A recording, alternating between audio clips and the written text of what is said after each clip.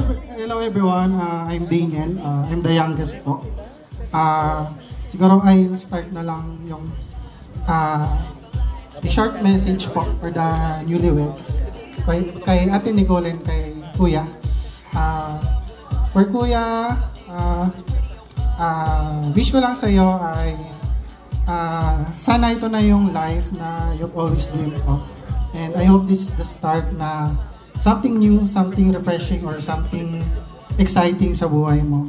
And I know na you've been through a lot and hindi ko rin expected na aabot ka ganito.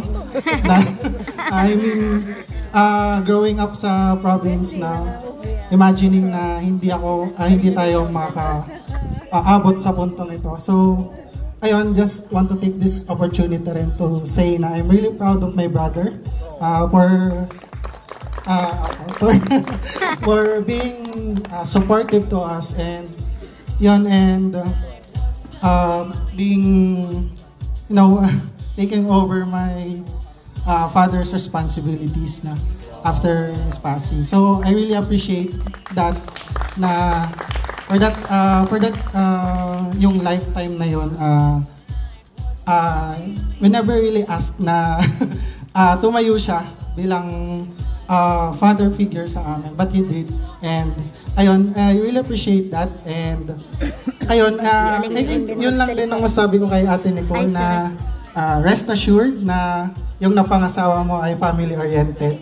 And I am confident na the both of you will be for a lifetime. And ayun, for Ate Nicole naman, I know na medyo short yung time kasi I know na the both of them are busy sa kanilang mga goals sa buhay. So in all honesty, na gulat na lang ako nandun na si Ate Nicole sa house. So yun, so siguro ang sasabihin ko na lang is first impression kay Ate Nicole.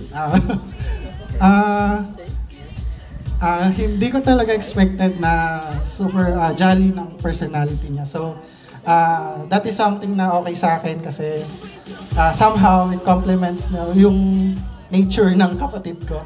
So, my brother is shy or quiet. So, ayun, first impression ko, you two both complement each other.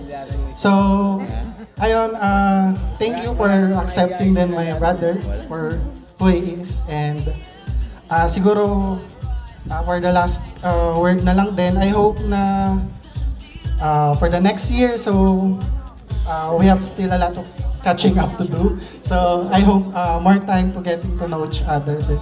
Both din po sa family ni Ate Nicole. So, I hope more time for us to bond and to know each other.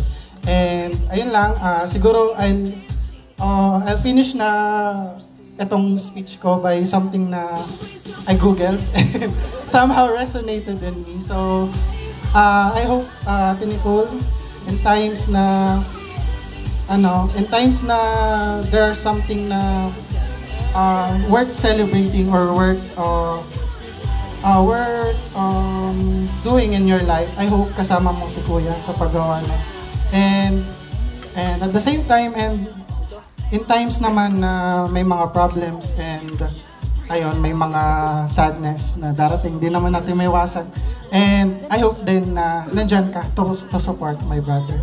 And I wish you, both of you, good luck sa new life nyo, and I hope nga na this is the new beginning of something more exciting sa life nyo.